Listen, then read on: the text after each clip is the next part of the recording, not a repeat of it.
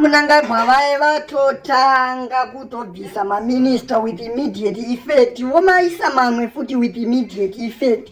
Tukuna panapa, President Emmerson Mnangagwa has appointed Evelyn Ndlovu Matebeleland South Minister of State of Provincial Affairs and Devolution as the new Minister of Environment, Climate and Wildlife with immediate effect. Ndlovu is former Minister of Primary and Secondary Education.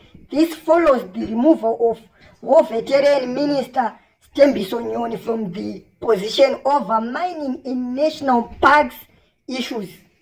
Ndofunga murungonzwa kuti nzvimbo yaMaStembiso Nyoni iya yazongowana munhu with immediate effect futi. Ivo vacho vakabviswa with immediate effect. And ukada kutarisa vanhu vese ivavo vanozobviswa with immediate effect, vari kuzongobviswa vaMnangagwa vatovhara State House vasisiri kubasa, vatokumba. Ndofunga ende vanhu vazhinji vari kutaura kuti aiwa ka vari kungoti vakasvika kumba ungonzi baba sainai apa tatowana munhu anogara paposition iya baba nekusaziva vanongotora peni votosaina.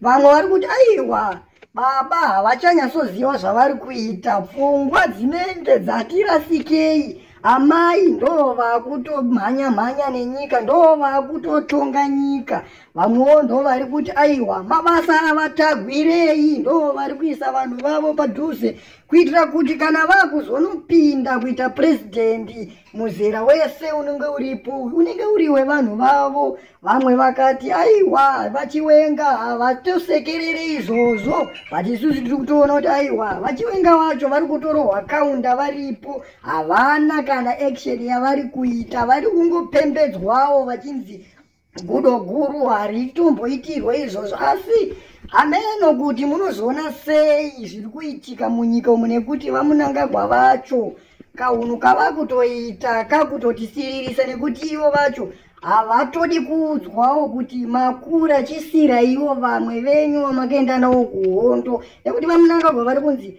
chisira ivo vamwe vamakaenda navo kuhondo, hamusi kunzi ipai veopposition, nekuti imi munotaura kuti nyika inoyi inotongwa nevanhu vakaenda kuhondo. Saka vari kunzi chisira ivo vamwe venyu vakaenda kuhondo. Asi vaMnangagwa munongovaziva kuti vanotozviti mushumba urabwi, havatonzwe, nekuti shumba munotongoziva kuti ndo inototonga. Mambo vesango ivo vatova mambo veZimbabwe vakutotonga tese. Isusu tikatongoona zifesi ravo totongotiza, nekuti murume uya munongomuziva kuti anotyisa. Tikatotaura hedu tiri patiri pano, asi ukasvika padhuze naye vanotaura vanoti aneka kurema, asi iye anoremerwa naAxlia mukadzi wake, ndiye ari kutomutonga.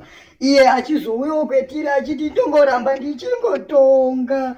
Unotoshaya kuziva kuti zviri kumbofamba sei nyika iyi, tichiri yedu here kana kuti tatovawo macivilians chatongosara kubvunzwa mapasipoti munyika medu, kana kunzi famba nechitupa, kana kuti vachatopedzisira vakutaura kuti maeji akati haachadiwe kuonekwa muHarare, nekuti ndo vanhu vari kukura musoro muHarare, nekuti mutemo vari kuchinja pavanoda, voisa mumwe mutemo pavanoda. Ende ivo vakada kuzoudzwawo kuti imimi chiitaiwo zvakati, havadi kuzvinzwa. Vanoti aiwa inini ndini ndinotonga Zimbabwe, ndini ndine simba rekutonga zvese, havatoudzirwe. I think maadvisors avo vanhu vanongotora mari chete, havana kana zvinhu zvavanenge vachitaura ukoko, nekuti maadvisor avo vakangopihwawo mota idzodzo nemari dzavo dzavanenge vachipihwa nemigodhi,